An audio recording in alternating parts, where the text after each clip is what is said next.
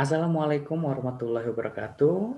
Halo teman-teman, sudah lama rasanya saya tidak menyapa teman-teman. Saya membuat video karena kebanyakan kemarin video tentang kegiatan prajabatan saya sebagai CPNS. Nah, pada kesempatan kali ini saya ingin sharing tentang perencanaan keuangan yang mungkin sebagian sudah mempraktekkan dan mungkin dari sini teman-teman juga belajar atau memulai mempraktekkan. Perencanaan keuangan penting sekali ya ketika kita ingin mendapatkan sesuatu. Misal kita ingin beli motor, kita ingin beli mobil, beli rumah, atau beli laptop baru, atau mungkin hanya sekedar beli sepatu baru, mungkin itu perlu kita rencanakan.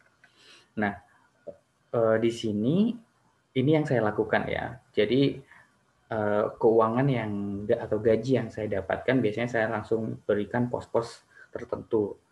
Ya, spend untuk bayar kosan atau buat cicilan rumah, kemudian untuk keperluan dapur, kemudian untuk pulsa, kemudian yang tentunya adalah untuk menabung atau investasi gitu.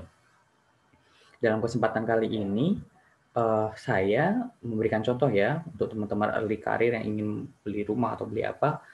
Kalau saya sendiri menginvestasikan atau menabung uang saya itu sekitar 40% dari penghasilan gitu. Misal saya dapat penghasilan 5 juta, ya mungkin teman-teman yang di Jakarta ini sekitar 5 jutaan ya.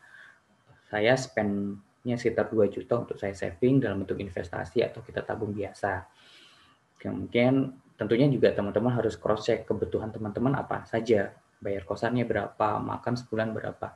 Dan ini penting untuk dicek, dianalisa. Jangan-jangan kita selama kerja di Jakarta, uang kita habis entah kemana, beli barang-barang yang kurang bermanfaat atau ya nanti habis untuk makan, jajan segala macam tanpa kita memikirkan investasi jangka panjang atau keperluan hidup kita 5 atau 10 tahun ke depan. Nah, kalau kayak saya biasanya saving sekitar 2 juta untuk 1 bulan gitu. Walaupun saya sudah berkeluarga, kebetulan saya tinggal di Rusunawa di LIPI, jadi saya bisa saving agak banyak gitu. Kemudian juga kami masak, jadi tidak banyak pengeluaran untuk konsumsi. Jadi kami bisa sekitar 40%. Nah, teman-teman silakan apakah savingnya 20% atau 30%.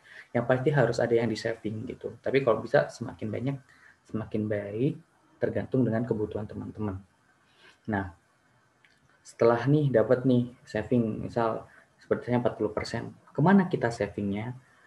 Umumnya kita saving di bank. Tapi kalau saya pribadi di bank ini gatel, pingin ngambil.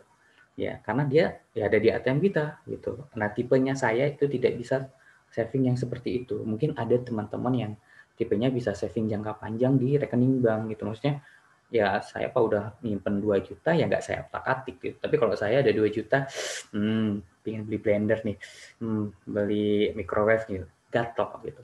Makanya saya saving uh, uang saya itu harus terkunci.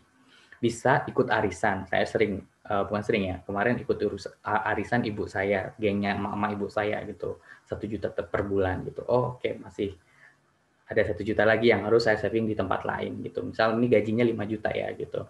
Atau ikut arisan teman yang 500 ribu. Tapi yang trusted biasanya sih emak-emak di kampung lebih apa ya, lebih dipercaya sih kalau saya mah. Kemudian atau di instrumen lain.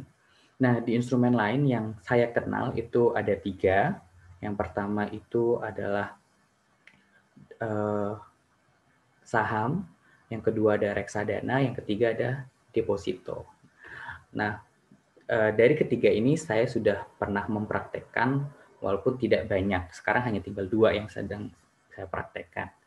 Yang pertama saya bahas saham ya. Sebenarnya tentang saham sudah banyak gitu.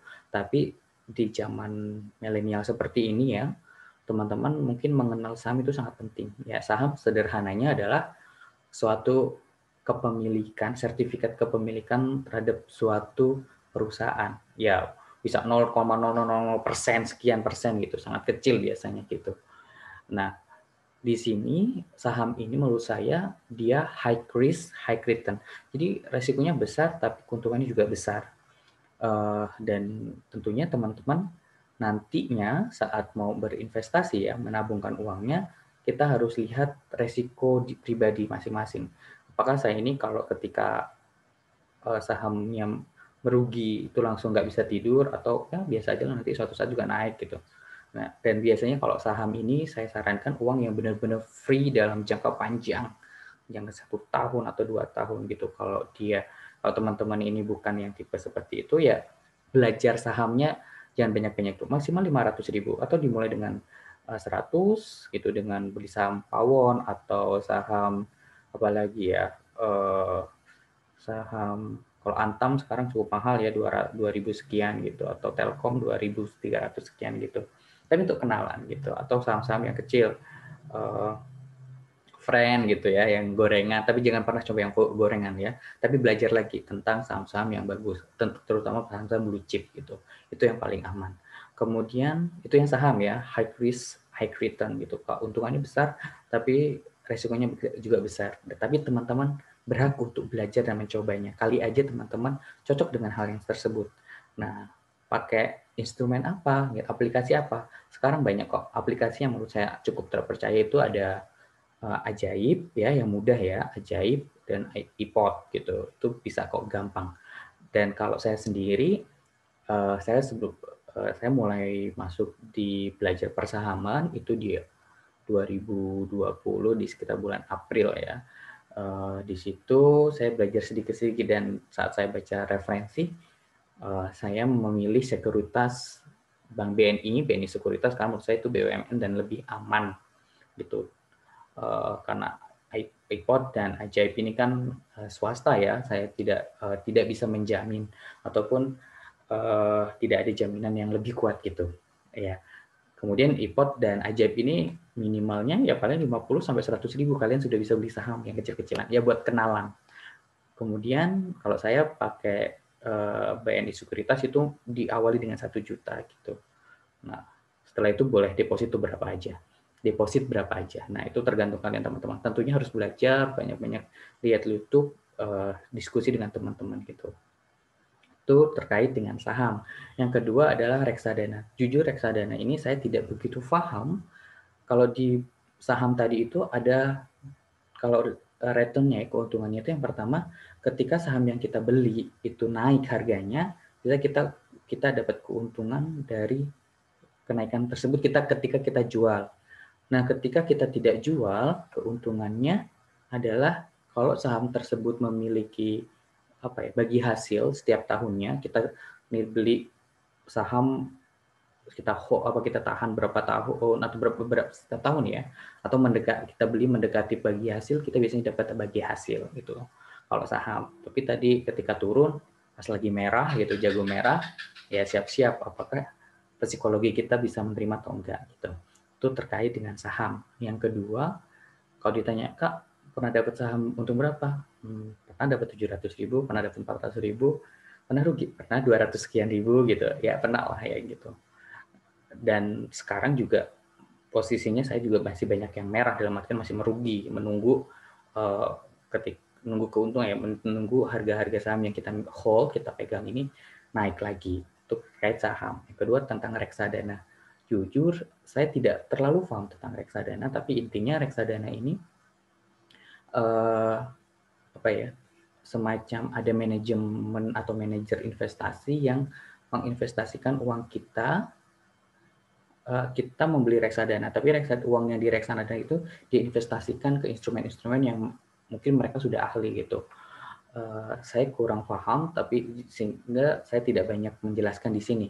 Tapi profil resikonya cukup sama dengan saham, tapi kalau di reksadana itu kita nggak dapat dividen gitu, tapi hanya mendapat kenaikan harga ketika harganya lagi naik, dan itu lebih tinggi daripada saat kita beli, ya kita untungnya di situ gitu. Yang ketiga adalah deposito. Sebenarnya saya sangat baru sekali dengan deposito gitu. Deposito ini adalah menabungkan uang ke bank dalam jangka waktu tertentu. Ada 1 bulan, 3 bulan, 6 bulan, dan 1 tahun gitu. Nah, yang saya baru praktekkan adalah menabung deposito di Bank Syariah Indonesia gitu. Nanti saya akan bahas tentang mekanismenya. Jadi teman-teman, dari situ ada paling tiga instrumen investasi yang mungkin teman-teman bisa coba dengan profil risiko masing-masing. Nah, kalian teman-teman bisa baca lagi. Nah, sebenarnya kenapa sih kalau saya Dan kemudian di saham itu tidak liquid ya, ketika kita beli saham kemudian lagi harganya turun, ya kita nggak mungkin kita jual rugi gitu. Nah, kalau dari 3 instrumen ini ya, saat ini saya kan tipenya konservatif gitu, nyari aman gitu. Jadi saya lebih ke deposito karena hampir zero risk gitu, tapi emang keuntungannya kecil gitu. Sebagai contoh, kemarin saya iseng-iseng nanya, ketika deposito 10 juta dalam 3 bulan itu dapat berapa? Ternyata cuma dapat sekitar 50.000. Oke, which is tapi uang ini terkunci gitu loh, nggak kayak di ATM kita gitu. Jadi dia terkunci sehingga kita hanya bisa ngambil, kalau kita jangka waktunya 3 bulan ya tanggal 1 Juli ya, nanti berarti sekitar di 1 Oktober gitu ya, berarti Juli di 1 Oktober baru kita bisa ambil uangnya gitu, 3 bulan ya kalau per bulan gitu. Nanti kita akan diskusi sedikit tentang deposito. Nah, karena saya seorang muslim, jadi di instrumen tadi itu saham, reksadana, dan deposito itu juga ada saham-saham yang masuk kategori saham syariah, kemudian reksadana syariah, kemudian yang deposito syariah, yang tentunya dalam pengelolaannya itu melakukan sesuai unsur-unsur kaidah Islam yang disetujui atau disepakati oleh MUI.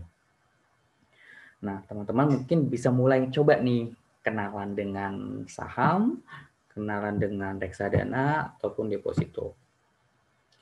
Mungkin kalau di saham itu reksadana bisa pakai ajaib, itu ada gitu. Oke, selamat mencoba. Terima kasih. Assalamualaikum warahmatullahi wabarakatuh.